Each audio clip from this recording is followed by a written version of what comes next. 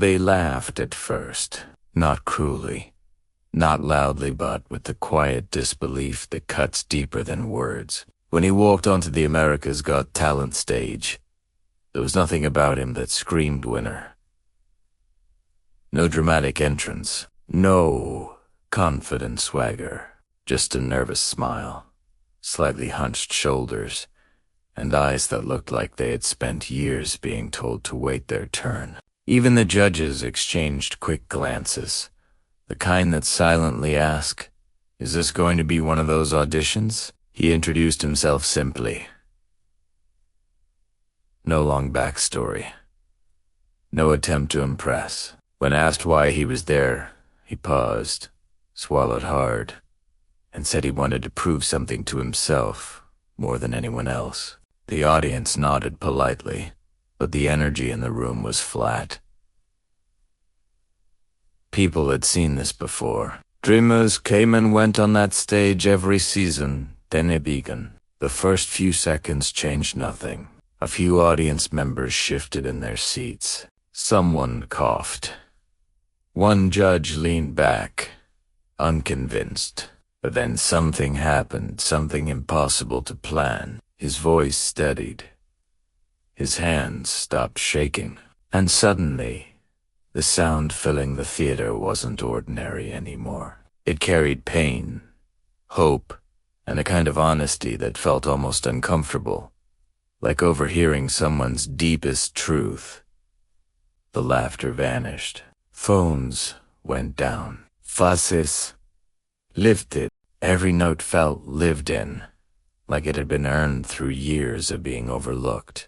You could hear it in the way he phrased each line, the way he didn't rush, the way he trusted the silence between moments. This wasn't a performance built to impress. It was a release, and the audience felt it.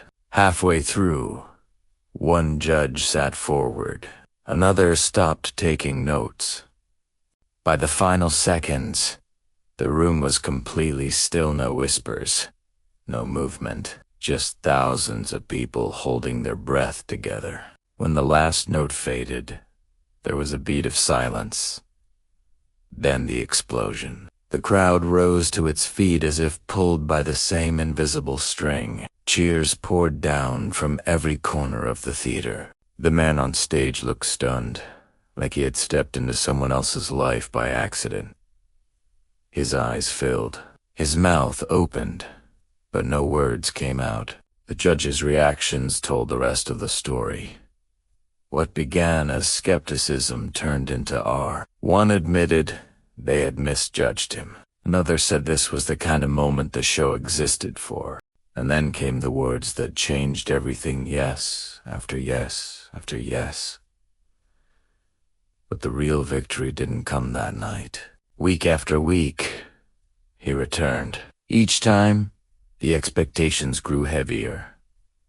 And each time he met them not with flash, but with truth. He stayed himself. No reinvention. No pretending to be bigger than he was. And somehow, that made him unstoppable. By the finale, the same people who once doubted were chanting his name. When the winner was announced, he didn't celebrate right away. He stood frozen, hands over his face, overwhelmed by the weight of a moment he had once believed was impossible. Confetti fell. Lights blazed and the audience roared, but all he could do was cry. Not because he won, but because for the first time, the world had listened. And that's the part people remember: how nobody took him seriously, until he reminded everyone that greatness doesn't always arrive loudly. Sometimes it walks in quietly, waits for its moment, and then changes everything.